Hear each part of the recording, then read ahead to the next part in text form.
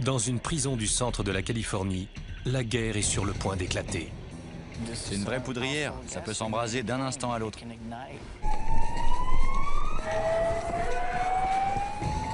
Deux gangs, les Blancs et les Mexicains du Sud, se préparent. Fabriquent des armes, fomentent des attaques et commettent de violentes agressions. Les gardiens s'efforcent de les contenir. Ouvrez la cellule 217! Cellule 217! Mais la prison est dangereusement surpeuplée. 120 détenus violents s'entassent dans une même pièce, sans la moindre cloison pour les séparer. C'est vraiment la merde ici. La guerre raciale semble sur le point d'éclater. Bienvenue à la prison d'État de Salinas Valley.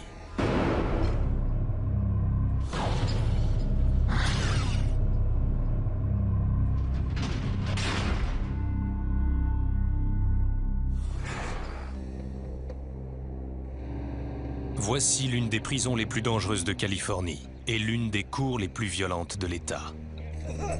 Un détenu vient d'être agressé à coups de couteau. Escorte! Il est blanc. Ses deux agresseurs sont hispaniques. Ils ont attendu le meilleur moment pour frapper. Avec peu de gardiens aux alentours, ils ont pu infliger un maximum de dégâts.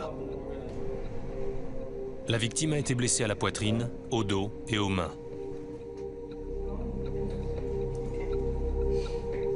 L'aérosol au gaz poivre utilisé pour neutraliser les agresseurs brûle les yeux et la peau. Mais les Mexicains du Sud sont prêts à tout endurer pour leur gang. On estime qu'ici, 70% des prisonniers appartenaient à un gang avant leur incarcération. Une fois en prison, ils franchissent une nouvelle étape en fusionnant avec des gangs de la même origine ethnique pour former de véritables armées.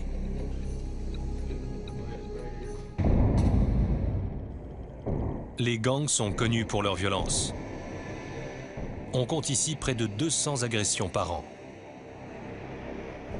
Celle d'aujourd'hui a eu lieu dans la Cour C, le principal champ de bataille.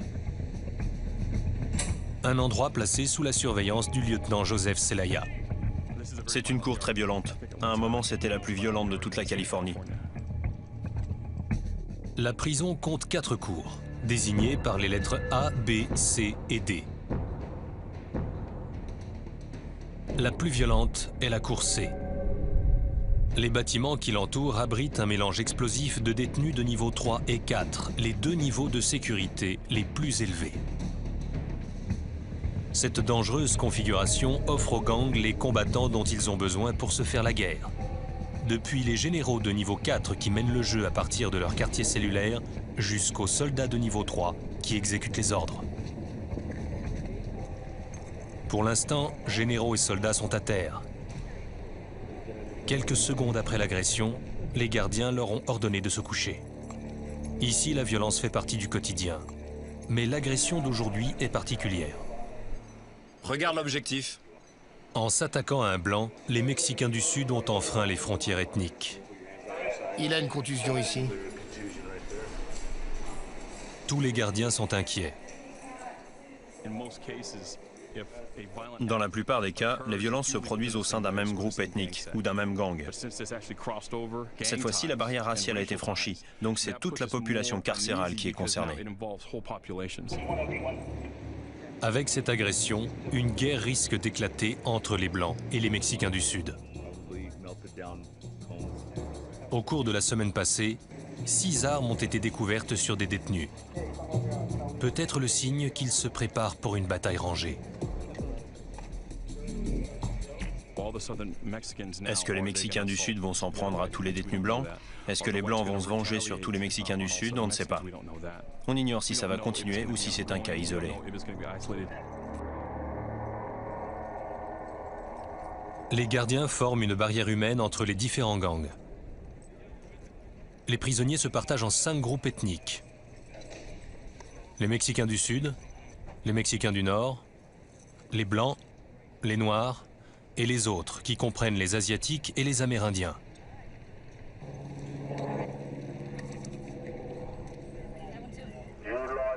Suivez la piste pour regagner vos bâtiments. Ne traversez pas la pelouse. Les Noirs, les Mexicains du Nord et les autres sont autorisés à quitter la cour sans être fouillés.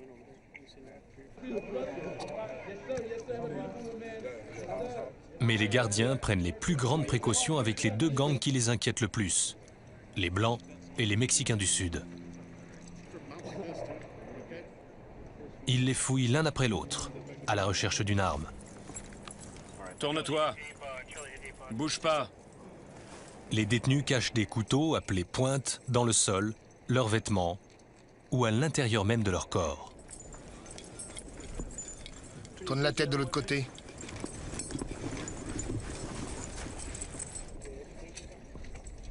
Les 130 détenus sont menottés et escortés un à un jusqu'à leur bâtiment.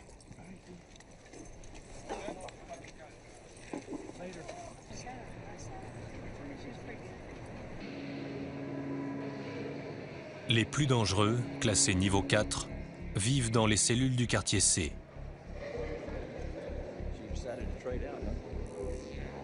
Derrière ces portes se trouvent les chefs de gang, appelés les généraux, qui ordonnent les attaques, les émeutes et même les assassinats. C'est un général mexicain qui a ordonné l'agression d'aujourd'hui. L'officier Richard Reynoso veut savoir qui. S'il arrive à déterminer quels chefs sont impliqués dans la guerre qui couve, il pourra peut-être éviter la prochaine bataille. Seule solution pour assurer la sécurité de tous, surveiller étroitement les Blancs et les Mexicains du Sud. Ma pire crainte, c'est que les gardiens se fassent agresser. Le plus important, c'est de contrôler la cour. Mais dans la prison, il y a un autre endroit où la violence est bien plus susceptible d'éclater. Le gymnase du quartier C. Il a été transformé en dortoir improvisé. La prison est dangereusement surpeuplée, avec 500 détenus de plus que la capacité prévue.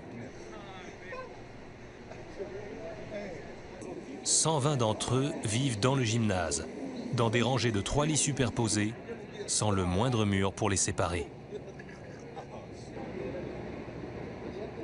Cette promiscuité exacerbe les tensions entre les groupes, numériquement très inégaux. Les Mexicains du Sud dominent, avec 63 détenus.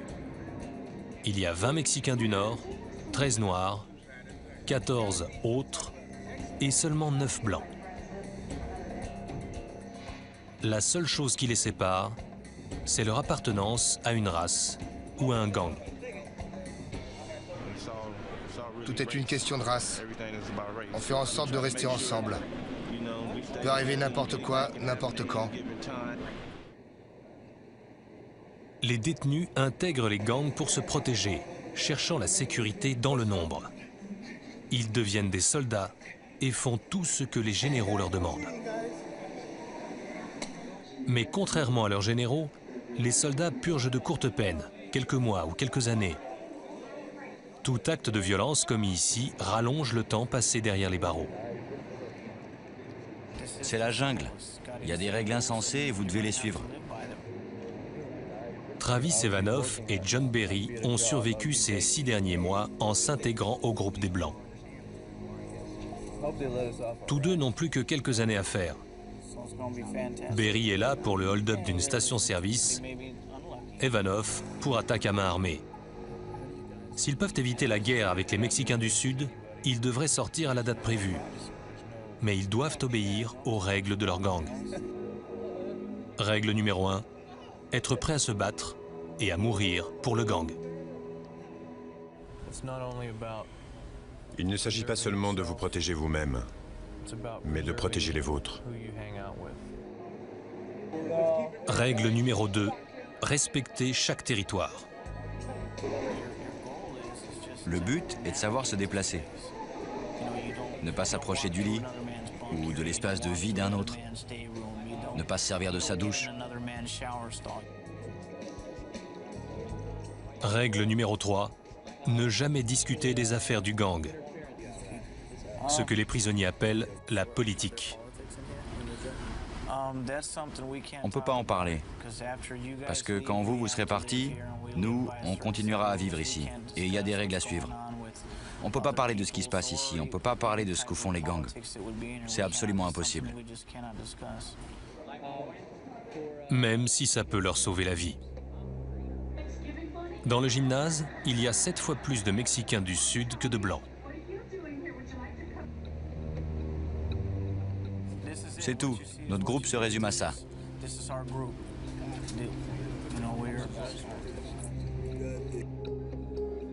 Les Blancs occupent 3 ensembles de couchettes au milieu du gymnase. Ils sont entourés par les Mexicains du Sud. Les 3 autres groupes, les Mexicains du Nord, les Noirs et les autres, se trouvent de l'autre côté du gymnase. La plupart des détenus doivent traverser le territoire des Mexicains du Sud pour aller à la douche, regarder la télévision ou sortir dans la cour. Les Blancs sont pris au piège sur un champ de bataille où ils ne peuvent pas gagner. Et Berry et Ivanov soupçonnent leurs généraux de préparer des représailles pour venger l'agression. C'est une vraie poudrière. Ça peut s'embraser d'un instant à l'autre.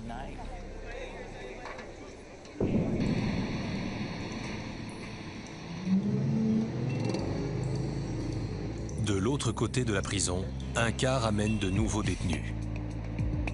Lopez. Renteria.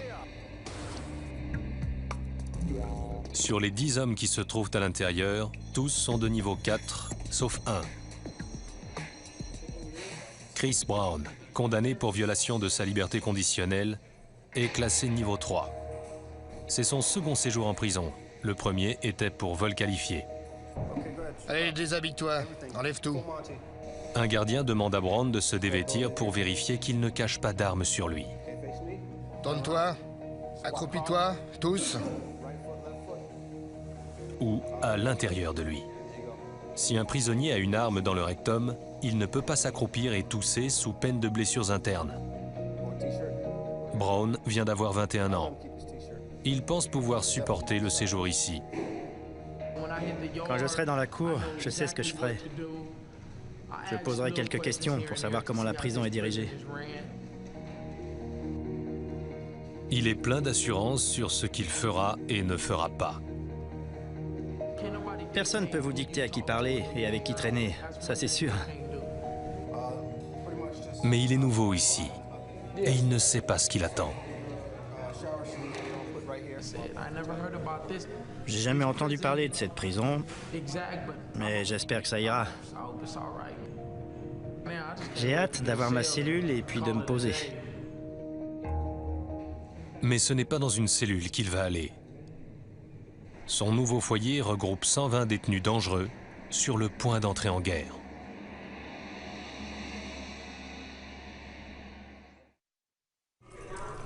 Brown. Il sort.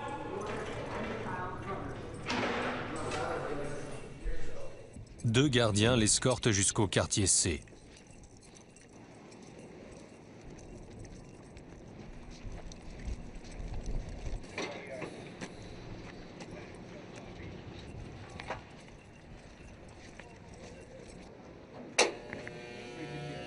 Derrière ces murs, l'animosité entre les Mexicains du Sud et les Blancs est proche de son point de rupture.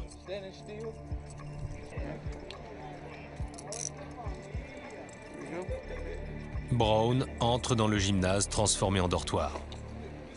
Salut mec.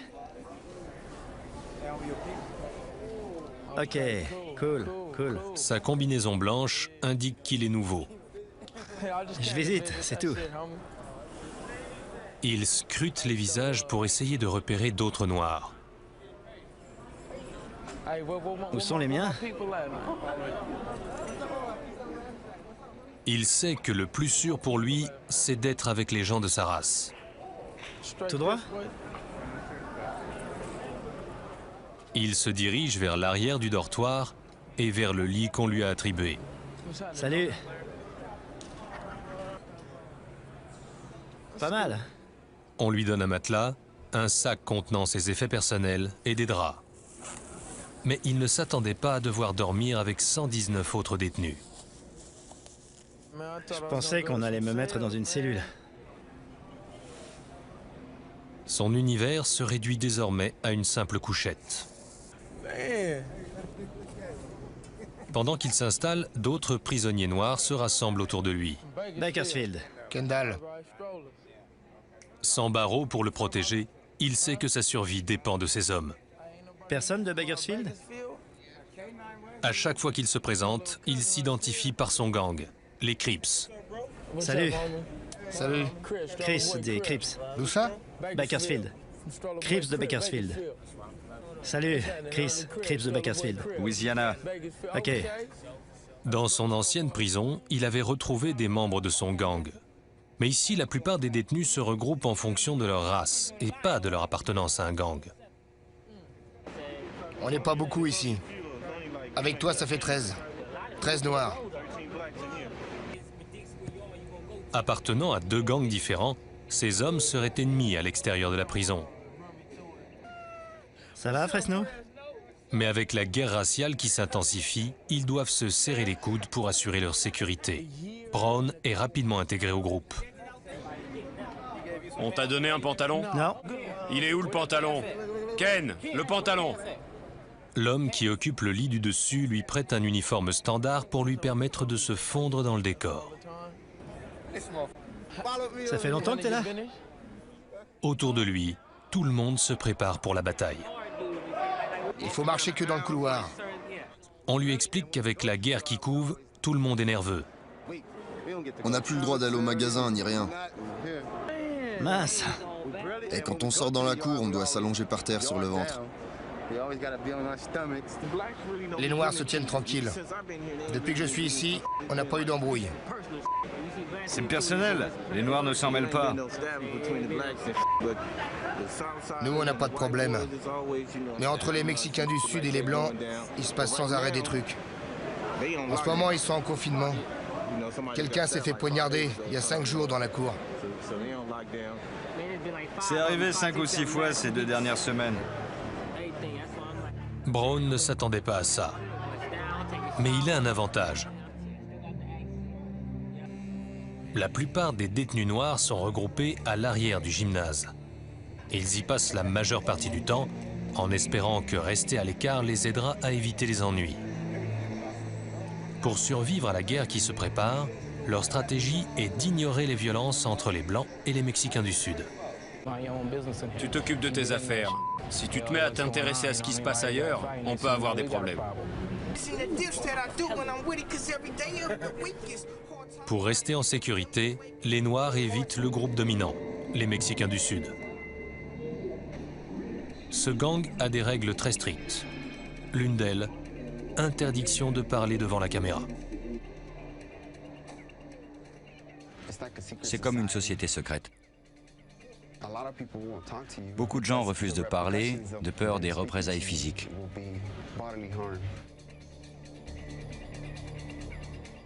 Mais une personne va nous révéler leur secret.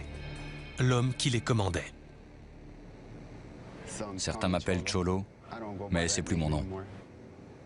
Pendant 1 an et demi, Oscar Cristales a été l'un des généraux de la Cour C. Il est en prison à vie pour meurtre. J'étais le patron de la Cour C, à la tête de 250 hommes. J'étais en train de monter dans la hiérarchie.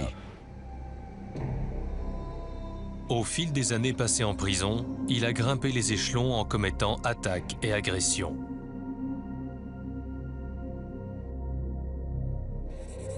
Mais quand ses chefs lui ont demandé de faire tuer son professeur de collège, il a refusé. Le gang a mis sa tête à prix. J'étais aveugle. Il m'a fallu des années pour le comprendre. Il est aujourd'hui en détention protégée, loin de la vie qu'il connaît si bien.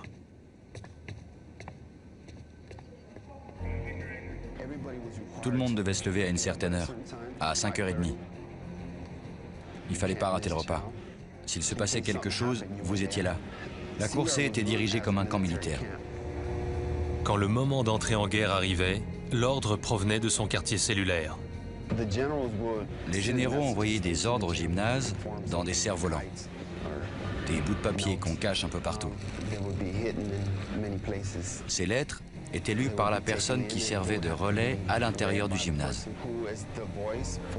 Il fallait avoir quelqu'un sur place qui recevait les ordres et les passait à tous les autres. Et les soldats devaient obéir. Si quelqu'un refusait, il se faisait poignarder. Cristales pense que les problèmes actuels viennent de ce que les Blancs ont enfreint les règles des Mexicains du Sud. Dans les cours où les Mexicains du Sud commandent, les Blancs doivent se plier à nos règles. Ils ont refusé de s'incliner devant les Mexicains du Sud. On a les gens, on a les armes. Il s'agit juste de montrer qui est le patron. Chris Brown ne connaît pas encore les règles des Mexicains du Sud. Mais il est vite devenu ami avec Philip Vaughn, surnommé Louisiana, condamné pour trafic de drogue. Ah, ce type me plaît. Ils échangent des plaisanteries. Alors à ce moment-là, il a dit « Mais pourquoi il a pris la Ferrari ?» Puis, Louisiana offre à Brown de lui montrer comment éviter le territoire des Mexicains du Sud. Ici, la ségrégation raciale règne. Les 5 premiers bureaux, 1, 2, 3, 4, 5, ce sont les nôtres. C'est les seuls dont on sert. Les 5 premiers, c'est ceux-là les nôtres. Les autres par là, ils sont aux Mexicains du Sud et aux Blancs. Tu comprends?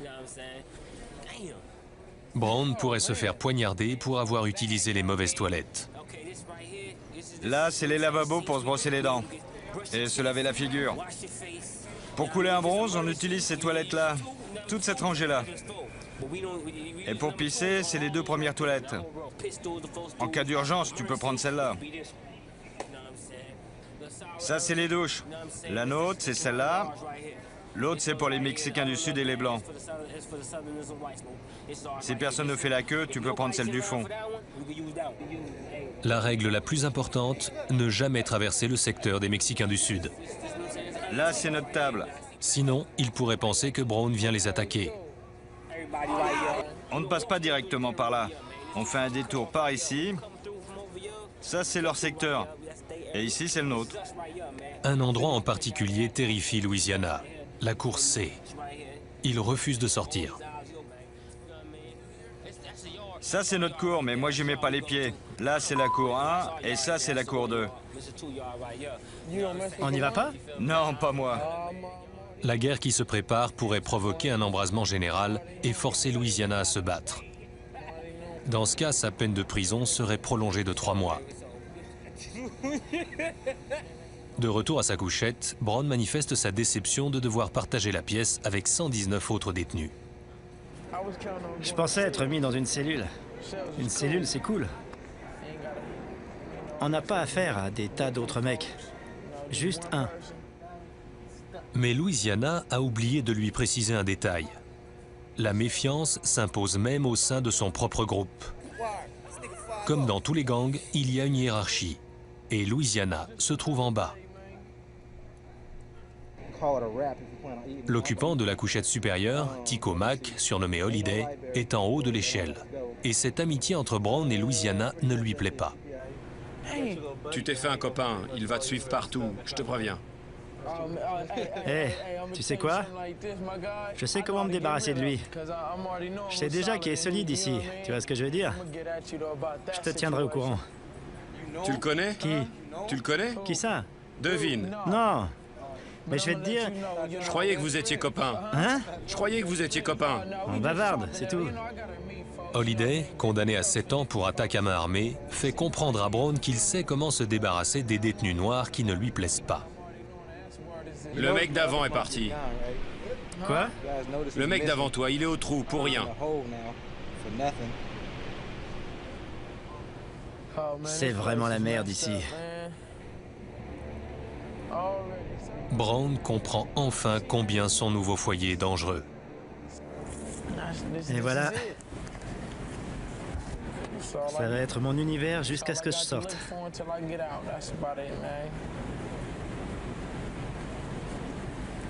J'espère que tout ira bien.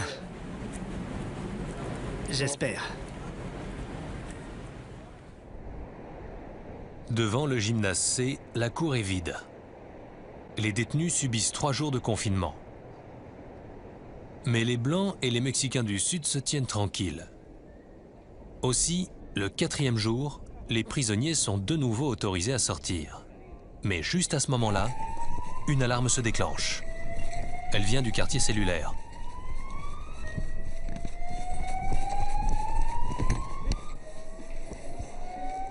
Tout là-bas!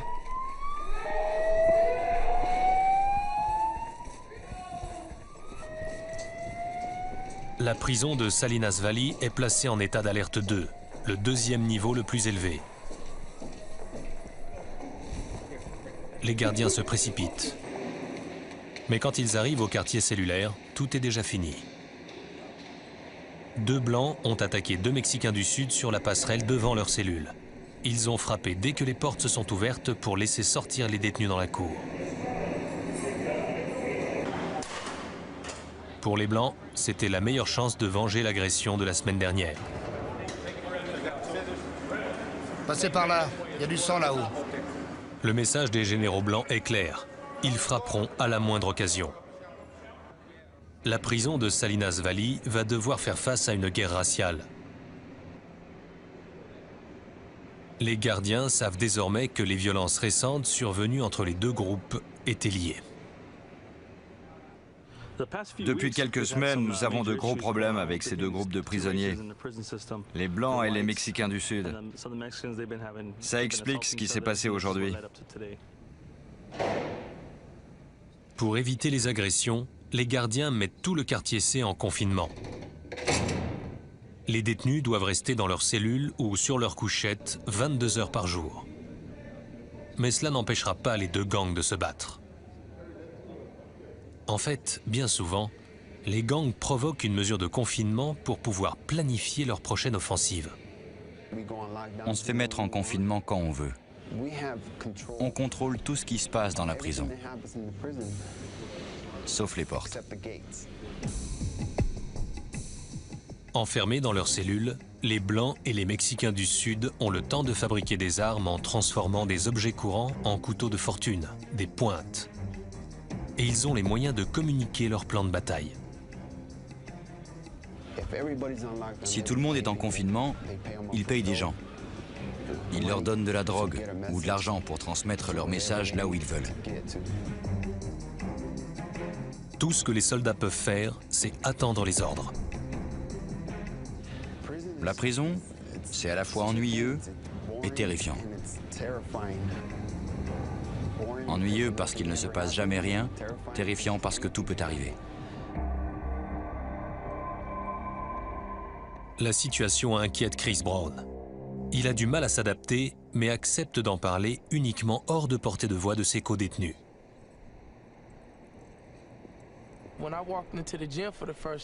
je suis entré dans le gymnase, je pensais que tout allait bien se passer.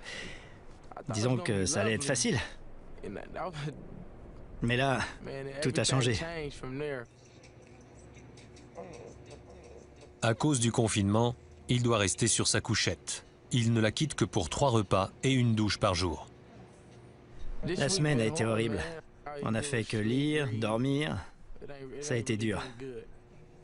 Brown refuse de donner des précisions sur la guerre. S'il a appris une chose, c'est qu'il est strictement interdit de parler de politique. Ce qui se passe dans la cour reste dans la cour. Vous voyez? C'est comme ça ici. C'est ça la prison. Une leçon qu'il a apprise à ses dépens. Peu de temps après son arrivée, il a commis une terrible erreur. J'ai fait quelque chose que j'aurais pas dû faire. Je suis entré par accident dans le secteur des Mexicains du Sud. Je me suis fait remonter les bretelles. Les Noirs ont dû présenter leurs excuses aux Mexicains du Sud. Pour eux, qui essaient de faire profil bas, c'est un coup dur.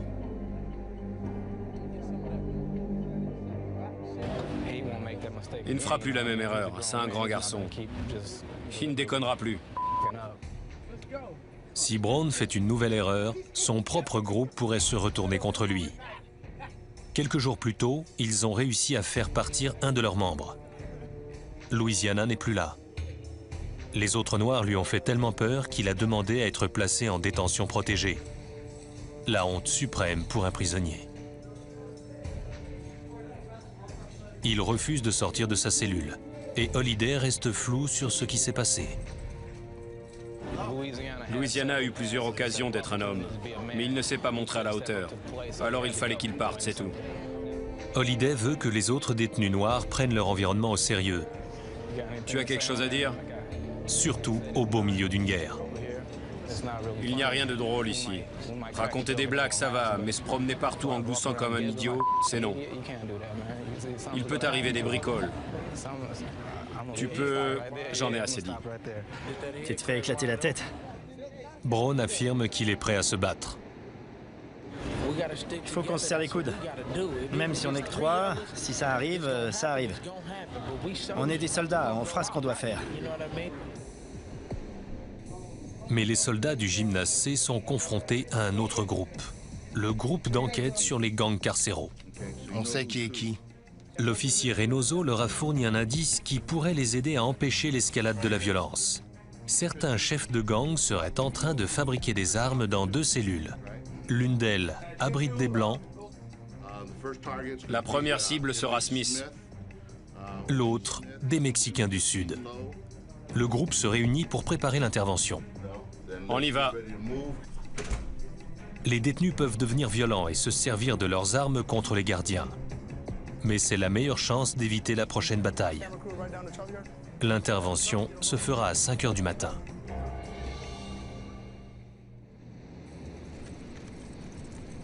Avant l'aube, les membres de l'équipe se rassemblent devant le quartier C.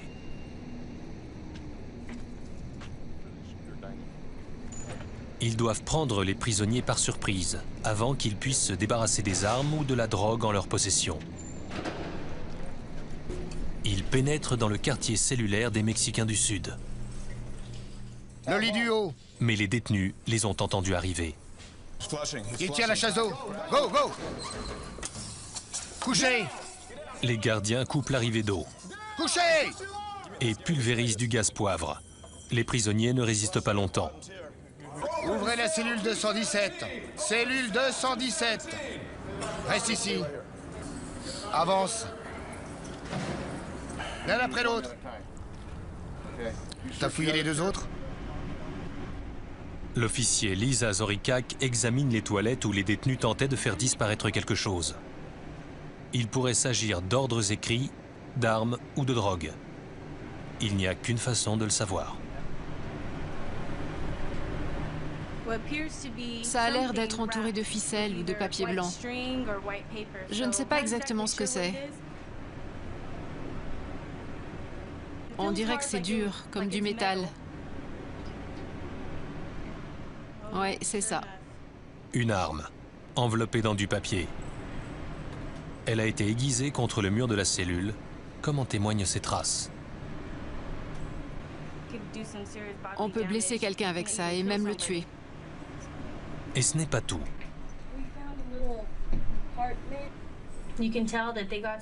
On voit qu'ils ont commencé à creuser. Les Mexicains du Sud ont creusé un trou pour y cacher des armes ou de la drogue. Mais ils n'ont pas eu le temps de le reboucher avec une pâte faite de savon. Prochaine cellule, celle des Blancs. Maintenant. Fais-le maintenant. L'équipe prend Wayne Smith et son compagnon de cellule totalement par surprise. Ils ne tentent même pas de résister. Les officiers Stacy Henley et Paul Rivera procèdent à une fouille approfondie.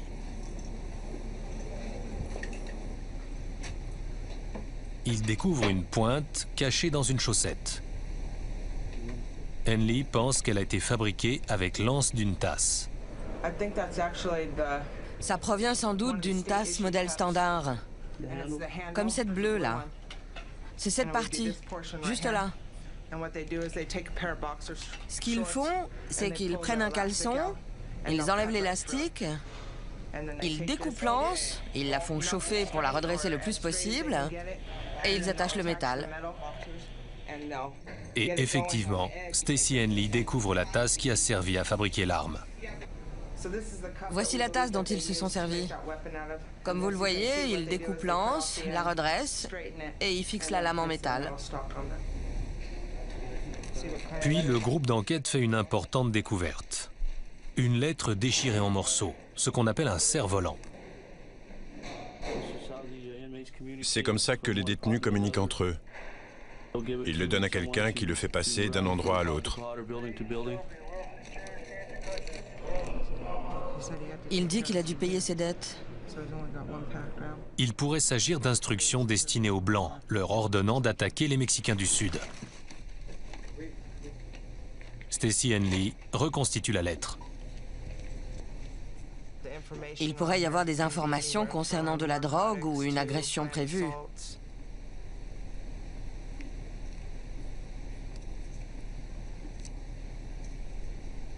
Henley découvre que la note a été envoyée à l'occupant de la cellule, Wayne Smith, par un autre prisonnier.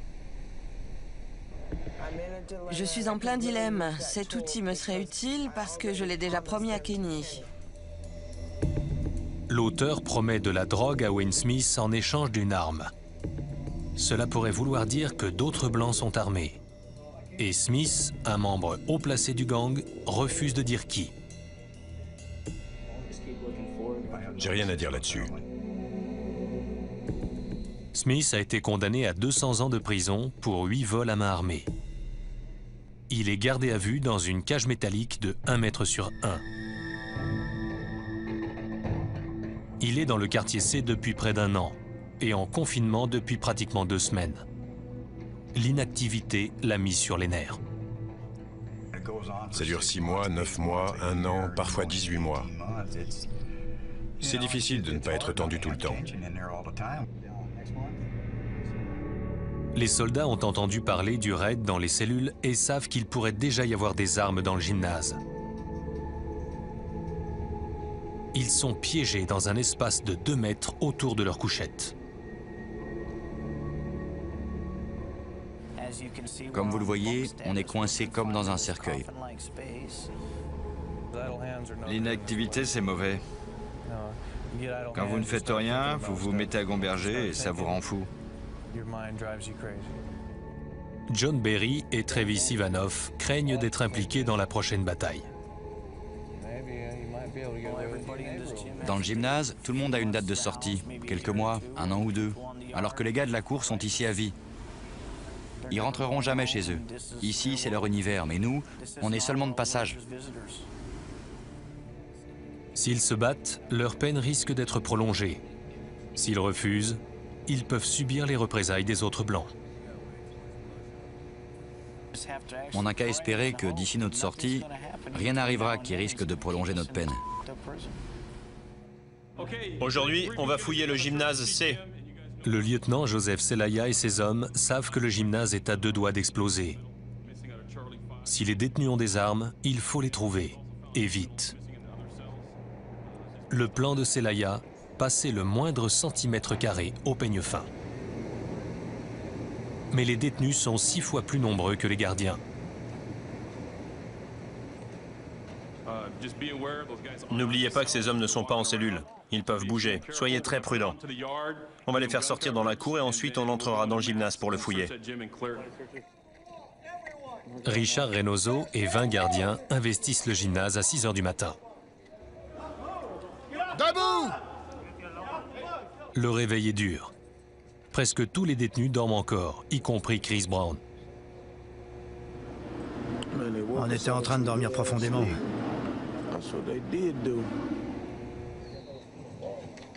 Dehors, on ordonne aux prisonniers de se déshabiller.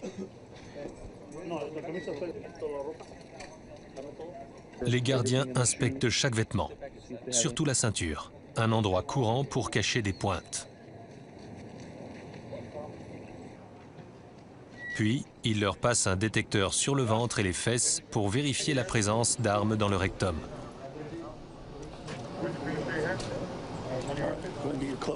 Prends tes vêtements et rhabille-toi.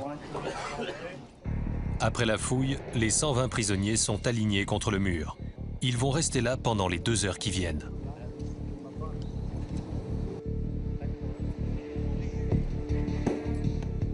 Il y a eu des attaques au couteau, des bagarres. Certains ont demandé à être placés en détention protégée et nous ont donné des informations sur les endroits où sont cachées les armes. C'est pour ça qu'on fouille le gymnase. L'opération porte ses fruits. Les gardiens découvrent 3 couteaux faits à partir d'une brosse à dents, d'une tasse et d'un élément provenant d'un lit. Ces armes pourraient servir à tuer un détenu ou un gardien. Le secteur de Chris Brown a été vérifié. Mais alors qu'il rentre dans le gymnase, un gardien remarque quelque chose de bizarre dans sa tenue et le rappelle. Brown! Brown, reviens ici!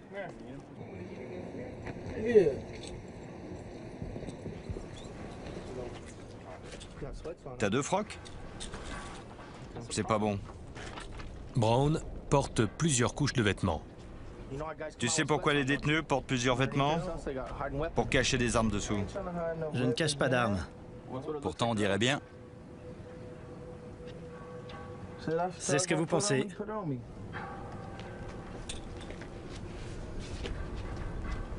Bon, tu vas te déshabiller, parce que je ne sais pas ce que t'as là-dessous. Pour la 2e fois de la journée, Brown doit se dévêtir complètement devant des dizaines d'autres prisonniers. Il affirme qu'il s'agit d'une erreur. Mais les détenus portent souvent plusieurs couches de vêtements pour se protéger durant une bagarre ou une émeute. C'est ce qu'ils appellent leur armure. Pied droit. C'est interdit par les gardiens. Accroupis-toi, tous. Écarte tes fesses. Il n'a rien sur lui, mais se fait réprimander. Quand tu sors, n'empile pas les vêtements. Il est furieux. C'est pas cool. Vous faites chier un mec qui vous a rien fait. J'emmerde personne. Mais moi, on m'emmerde. C'est pas normal.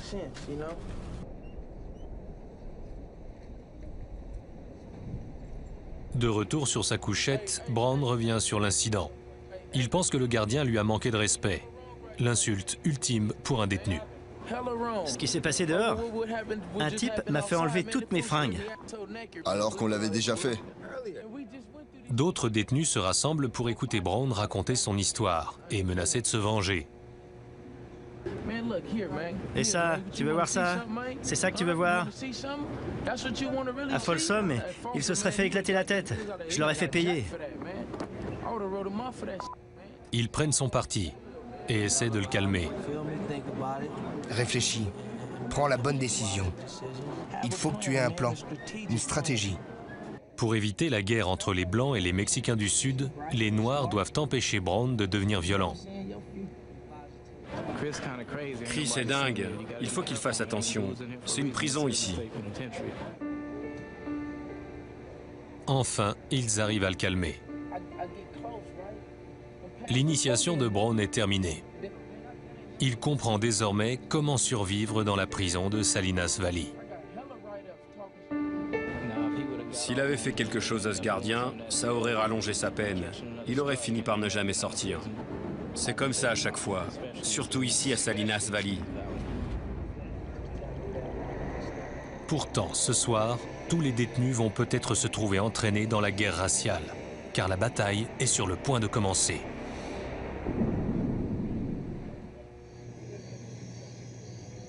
La nuit tombe sur la prison. Tout semble normal dans le gymnase.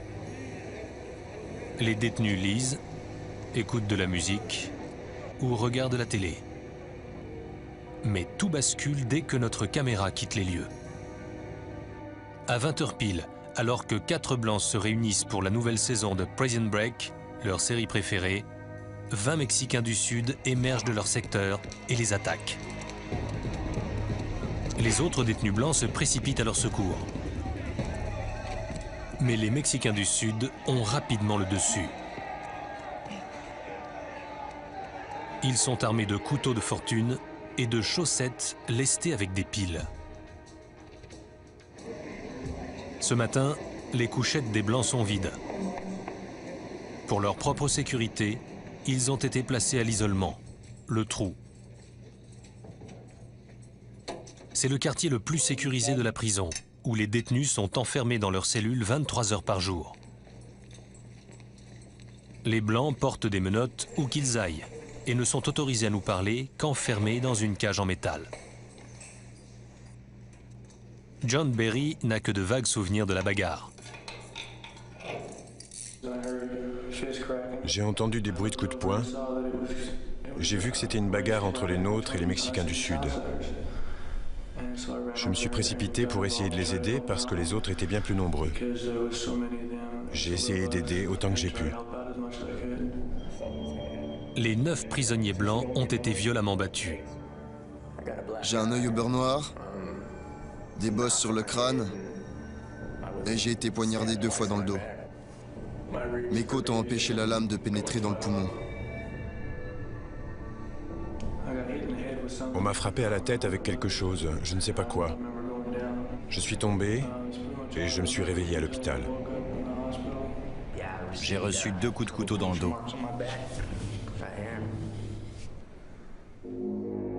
Travis Ivanov a eu tellement peur qu'il ne veut plus parler devant la caméra. Selon les gardiens, les généraux mexicains auraient donné l'ordre d'attaquer par le biais d'un cerf-volant qu'un employé de la cafétéria aurait fait passer aux soldats du gymnase. C'est quelques heures avant l'affrontement. Ça n'a duré que 2 minutes, mais c'est une éternité quand vous vous faites tabasser. La bataille a été violente mais brève. C'était sans doute ce que souhaitaient les Mexicains du Sud. Ils ont lancé l'attaque près de la porte principale, sachant que les gardiens pourraient intervenir rapidement avant que d'autres Mexicains du Sud soient obligés d'y participer. Un tiers d'entre eux seulement ont été envoyés au trou. Ils restent donc majoritaires dans le gymnase et ont fait partir les Blancs. Aucun d'entre nous n'était visé en particulier, c'était juste pour se débarrasser de nous. Berry affirme avoir été obligé de se défendre. Je ne fais rien sans y être absolument forcé. En 6 ans, c'est la première fois que je me bats. Il a perdu ce qui lui tient le plus à cœur, la date de sa libération. La prison a rallongé sa peine de 3 mois. Lui et Ivanov seront sans doute transférés dans d'autres pénitenciers. Il est trop dangereux de les garder à Salinas. Mais où qu'ils aillent, ils devront peut-être encore se battre. La meilleure façon de décrire ça, c'est de parler de pays. Parfois, on est un grand pays, parfois un petit, et tous les pays font la guerre.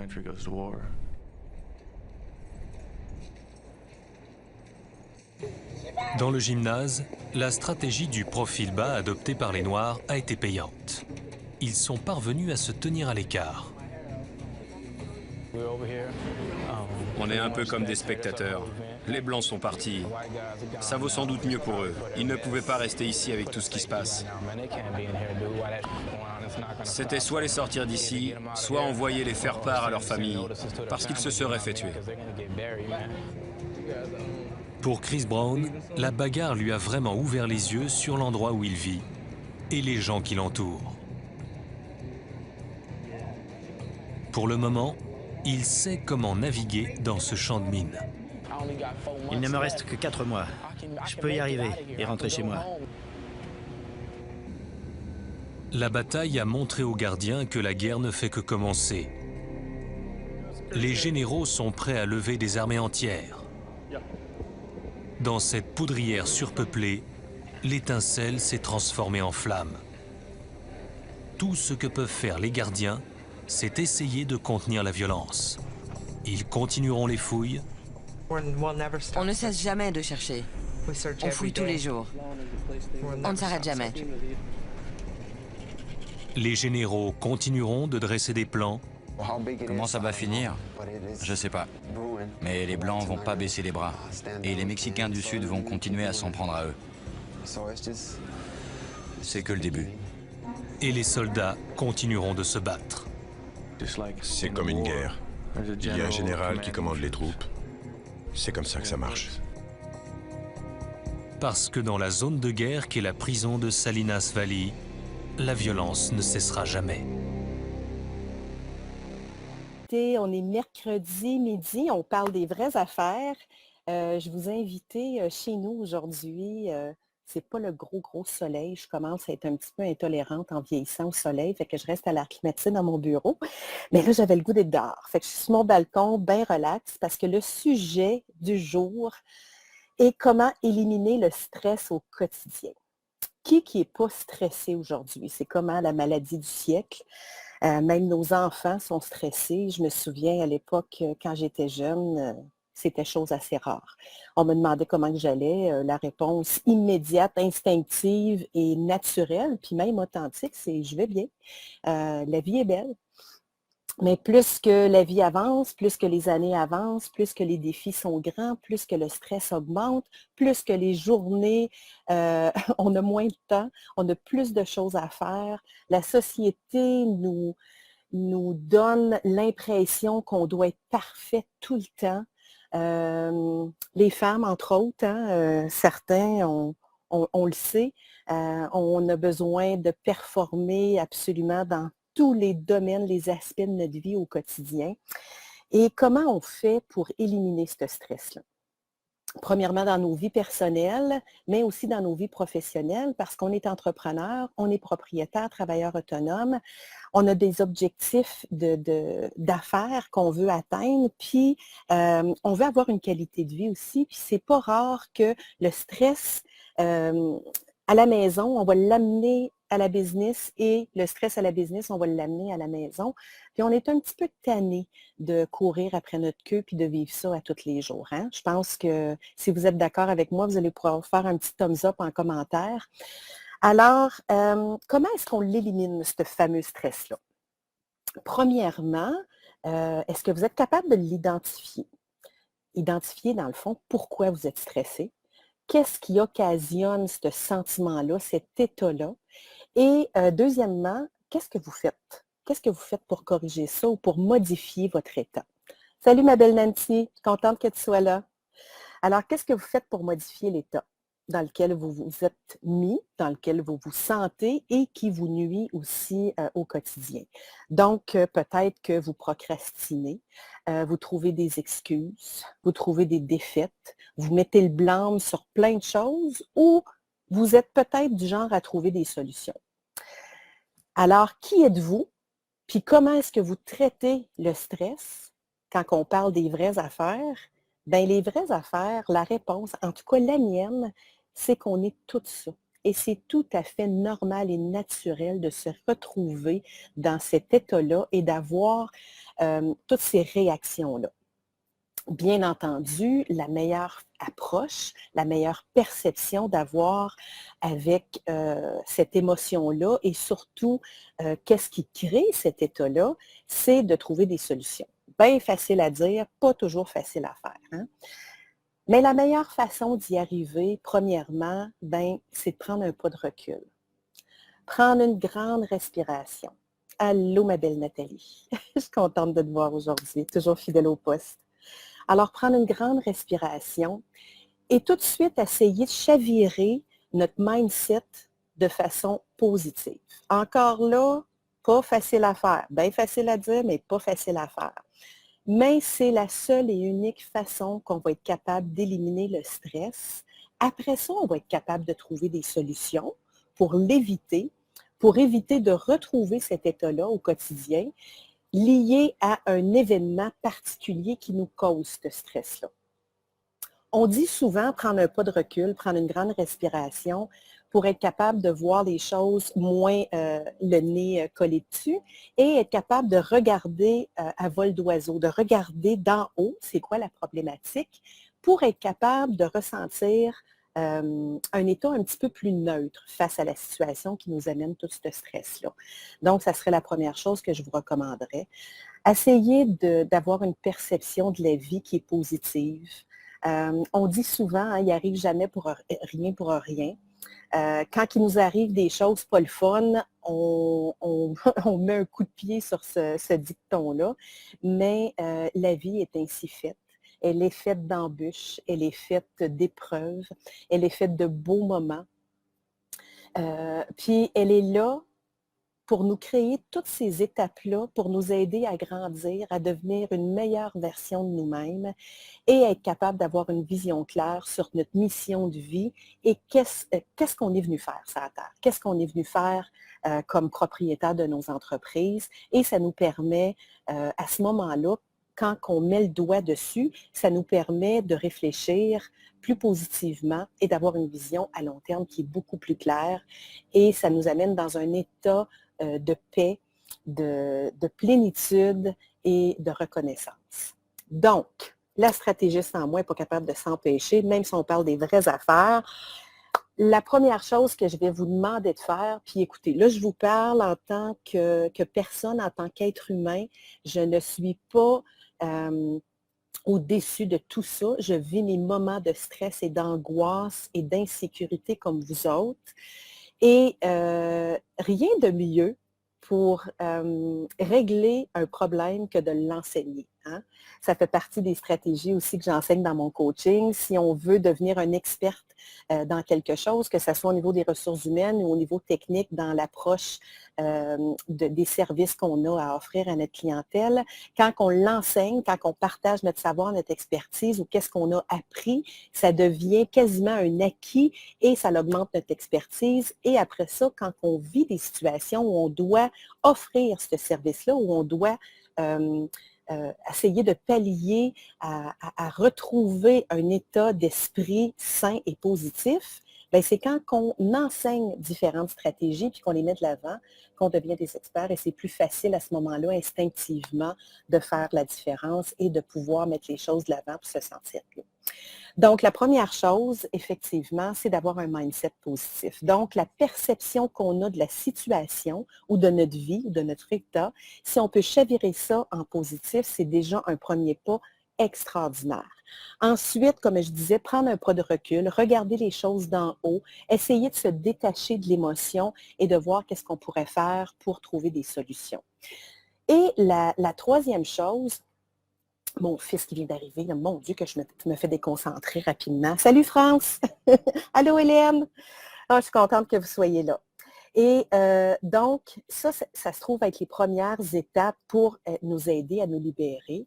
Certainement que je vais vous recommander la première chose à faire en vous réveillant le matin avant même d'ouvrir les yeux, c'est d'être reconnaissant pour quelque chose, de sourire et de fixer un objectif positif. Et ça va démarrer votre journée avec une belle énergie.